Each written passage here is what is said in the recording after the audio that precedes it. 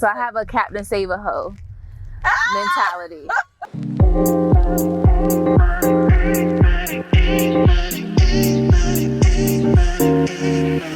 Hi, I am Natasha Barnes Owens, and you are tuned into the Ride Along Conversation, wherein we have real people having real conversations about some real shit. So our very first guest is Mylira Green. She is your confidence coach. I want you to take a ride with me. We're going to talk about all things self-preservation, self-awareness. Come, take a ride. Well, my name is Mylira Green, and I'm a licensed clinical social worker by trade, but I'm a servant at heart. But for me today, I want to be able to normalize mental health.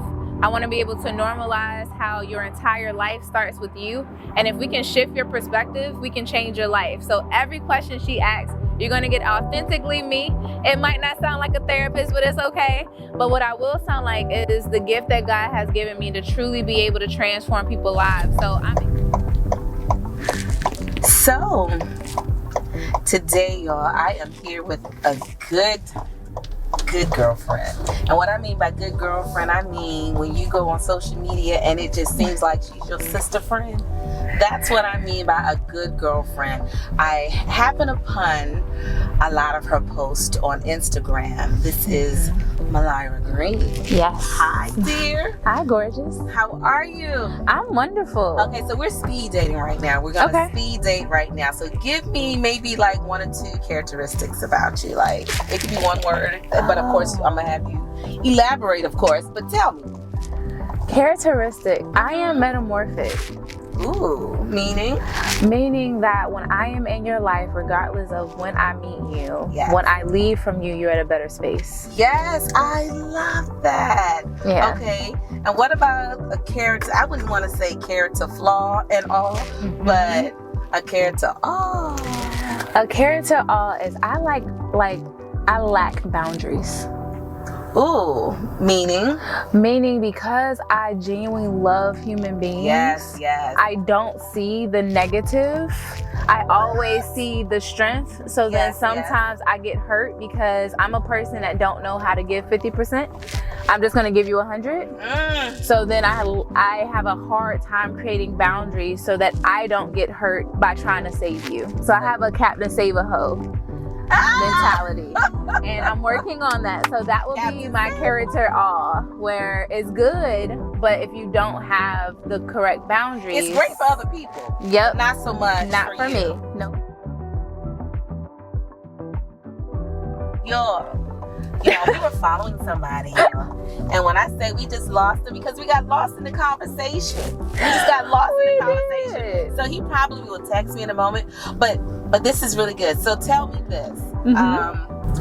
How does it show up when a person lacks confidence? How does that show up? If you lack confidence, it shows up in being a person who's a people pleaser.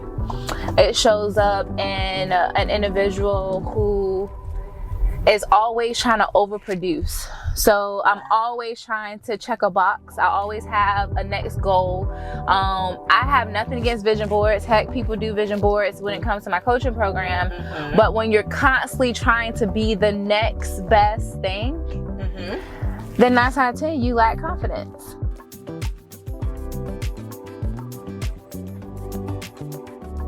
So we talked about how it shows up. And what are some of the key things or some of the tools that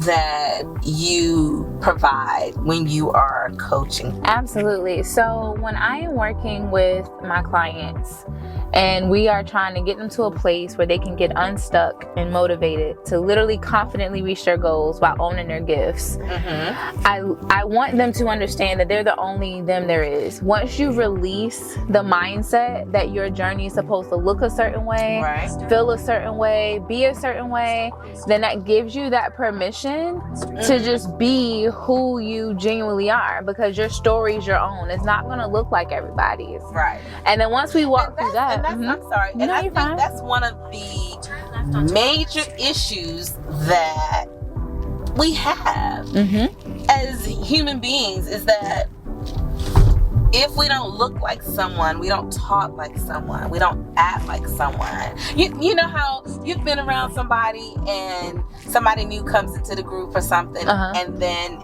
it could be like how they talk, how they carry themselves, or something that they say, and then you yourself find yourself picking up on how they carry themselves or how they like chameleons, you know, like, I mean, some people have a tendency to pick up on other people's behaviors and take them on as their own. Yep. I'll give you an example. So right before my sophomore year in high school, my parents sent me to, it was like a STAR program at Virginia Tech. And it was only me and another friend from the Hampton Roads area. Everybody else was from the surrounding cities, but their accent was really thick and country. So when we came back, me and my friend, my mom, her mom, my dad was about to throw us out the car, and it was like, why are y'all talking like that? And we was like, talking like what? Like, and it was like, no, you guys are talking weird. And I said, because we've been around people all week who was talking in that way. And I don't think that we understand. It is so imperative for us to think about where we physically place our bodies. When we talk about physical health, we always talk about the size on the scale. We talk about the food that we eat, but we don't talk about how these bodies are truly temples. So if it's a temple, where I place it and the actual presence of people and the things that we do, when we don't talk about that, it's easy for you to become a chameleon of something wrong. A chameleon of something wrong. And then the crazy thing about it is you don't even know. Sometimes you forget how you arrived at that place. Yep.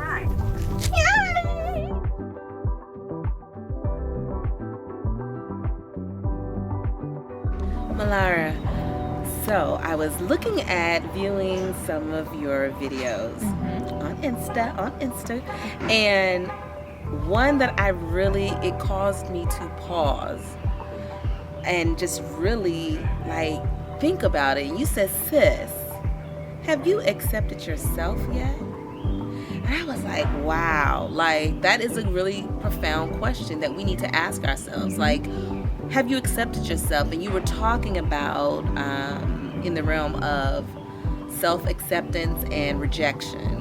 So can you elaborate a little bit on how did you arrive at that question of asking a sis, have you accepted yourself? Because I didn't at one point. And I remember just even recently, I know I always tell my story about my struggles with suicidality and depression, and I always stopped at age 17. But this past couple months of transitioning and preparing to really be who I am, I had moments where I didn't want to live. And it's like, why not? It's not the world around you. It's not because you're not blessed. It's something that you haven't done. And it hit me, rejection is not real. The only reason why we are concerned about rejection, because we've ourselves rejected ourselves. And we think that we're not good enough. So when we show up in a space and someone reminds me of what I've already said, now it's their fault, not mine. But is rejection real?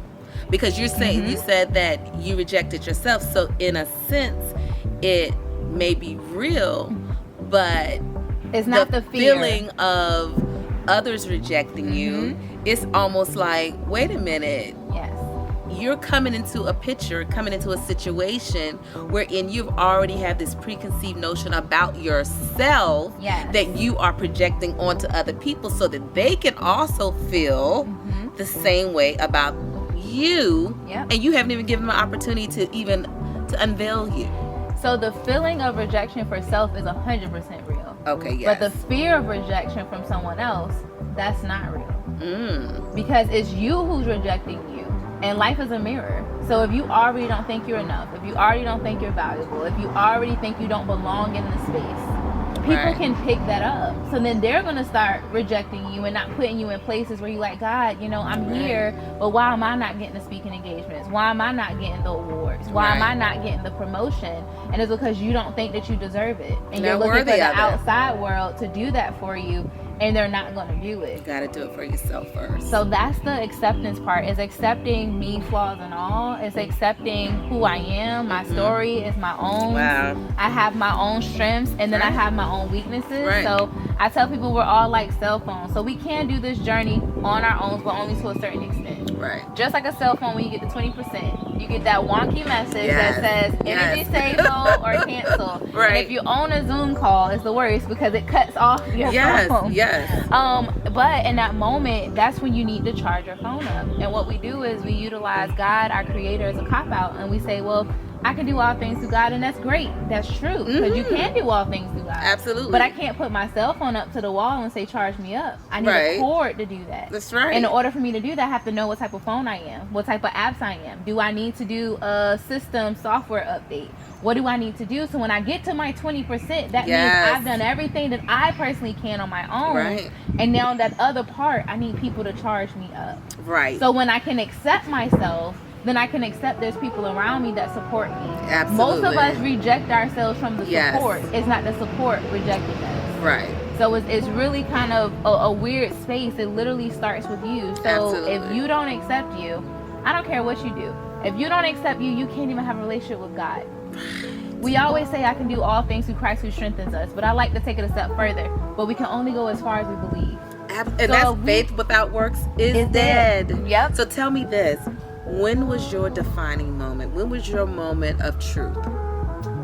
When you's like, okay, when you talk about suicide, and to be honest, that is so, it's like taking over our youth. The thought of suicide, the thought of rejection, the thought of not being able to move from point A to point B. So when was your defining moment? It would be when I was 17. And I think I had reached my breaking point. It was like, I'm doing everything my parents want me to do, but it still was not good enough. And I remember like it was yesterday. We was doing something and I came home and it was it. And I remember being 3 seconds away from putting the solutions in my mouth. And my dad knocked down the door. And when he knocked down the door, he embraced me. And when he embraced me, I was facing the mirror. So I was able to see the tears. I was able to see myself. And in that moment, I realized I was human for the first time in my life. I didn't need to be the daughter that kept my family together. I didn't need to be the sister that protected her brother. I didn't need to be the friend that was the refuge, because if my friends didn't have somewhere to stay or their parents kicked them out, they came to my house. Yeah. You know, I didn't have to be that. And that for me was the start. But recently, it had to have been yesterday. Like literally, I'm not even lying to you. It's when I get revelations, God puts stuff so that I can share it. And yesterday I realized my journey is not to take me away from him, but my journey is so that when I am around other women, I can be an image of who God is. So for example, people are kind of iffy. So I'm doing a retreat this weekend, and it's based off of astrology. There's houses of astrology, things like that. But then that was talking to someone about that, but go ahead. So then it freaks people out because they're like, well, then you're doing demonic stuff and you're doing all these things. And I said, but you got to understand, most of the women that is in those spaces believe in God as well. But I said, there are parts of it that trauma's laced. My role is to show you what's between what God really wants you to do and what's trauma. So when I went through my journey spiritually, and even now when people kind of question, well, how do you believe in God but then you do all these other things? And I said, but we say on one hand God is in everything, but then when we say other things that have a different term, it's like, oh no. Or like if I'm a Reiki master, they're like, oh my God, how can you do that? I said, well, the Bible talks about laying of hands and setting the intention. That's all Reiki is. I'm not, doing no meditation what you do with stuff. it. Correct. So for me, it was yesterday I had to accept, like, Mylira, you're just uniquely who you are. And when people begin to accept that, then I don't have to think that death is better than life anymore, because life is worth living. So for me, it's a daily thing. Like I tell people, I'm a therapist that go to therapy every week. I'm a coach that talks to many coaches during the week just to make sure I maintain. Just because I help you don't mean I'm not having a human experience. Exactly. So and see, that's what helps. And I'm so glad you mentioned that, because oftentimes, especially in the church, oh my gosh, especially in the church, that right there is just where the wounded, and it's just like almost like they can't even get healed. They can't even seek their healing because they're too much in their head. But if, like you just said, present yourself as a human being first that need help. Everybody needs help, and they're the ones that are crying out the most. And it's just like, but they want to be that strong person. Like you was talking about earlier when we was in the car, you talked about how the therapist, like you said, like, I need help. We all need help. We all need someone that we can lean on. So tell me this. Yes. It's the last question, I think. Okay. But you have gone through a total transformation. So can you tell everyone about this transformation that you went through? Yes. So I had the gastric sleeve back in 2019, right after I had my son. And basically my doctor gave me an ultimatum. Uh-oh. They said, either we're going to break your hip, because if y'all notice in the video, if you see me walking, I do walk weird, it's okay. But they said, I'm going to either break your hip or lose weight. Okay. And I said, well, I've been trying to lose weight since I was 13. I've been on every diet under the sun. Y'all sent me to specialists. They can't find nothing wrong with me. You know, I would lose the weight and then gain it right back a couple months. The same thing that kept me, you know, losing weight. And they was like, well, I think you should have the surgery. Right. And I said, okay, if that's what it is, I'd rather have the surgery. So I lost about 140 pounds. I've gained about 30 back, which is okay. It is okay. But for me, that has come with another level of awakening. And it made me deal with my trauma. So I'm married to my husband. I love him. My best friend. Vow renewal on the 30th. But it came with some level of trauma too, because now when I married you at this point, and this is how real we are, I said, I married you because I thought nobody else would love me. Wow. I married you because I love you. You're my everything. You're my best friend. I got married young. Yeah. So I was 21. So I was I said, 21.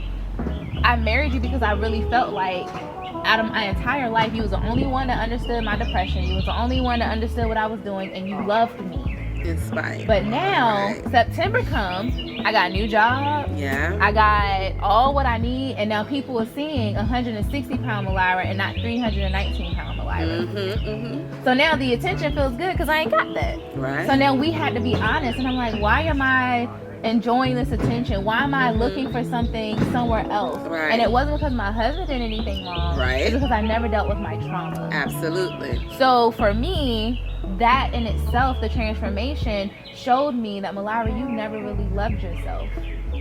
Which is why I help women and men love on themselves, because I know what you end up doing when you don't. I know the decisions that you make. I know the moments of darkness where you don't want to live anymore. I know the moments of your kids disappointing you because you're thinking they're going to give you unconditional love when it comes from you. I know what it looks like to literally walk away from God and say, God, you're nothing, because obviously you made me a defect. Everybody else is good, but I'm not. Like, I know that feeling. So for me, the transformation wasn't just physically, but it was spiritually, emotionally, mentally, even socially. And now I'm learning I, again, got to accept me for who I am. So even though I may not want to be the size I am because I've gained weight, whatever it is, what it is, but I've learned that I have to love the me that I am on the inside. That version of, and then we're always a work in progress. We're always unveiling. We're always unveiling. So ladies, so sis, bruh, have you accepted yourself? That's I mean, out of this whole conversation, the most profound thing is self-awareness and accepting yourself, flaws and all, where you are at that given moment. But know that there is help. There is help. You got to research. You got to do. We were talking about that in the car. We got to put in the work, because you're worth it. Yeah. We're all worth it. We're so worth it. Thank you so much for sharing with me today, Mylira Green. You got to check her out, y'all. Yes, my pleasure. My pleasure. Thanks again. Today we talked about some really heavy things that that you may even want to replay this video and see whether or not you too may need counseling, or you may need someone to assist you. If this show really touched you in a way, and I know that it touched me, please put your comments down and watch it again and share it. Don't forget to go to the YouTube page to watch it again and again and again. Thank you. Thanks for watching another episode of Ride Along Conversations. For more of these types of episodes, you can click here or here. And don't forget to subscribe. Thanks again. Come on and take a ride.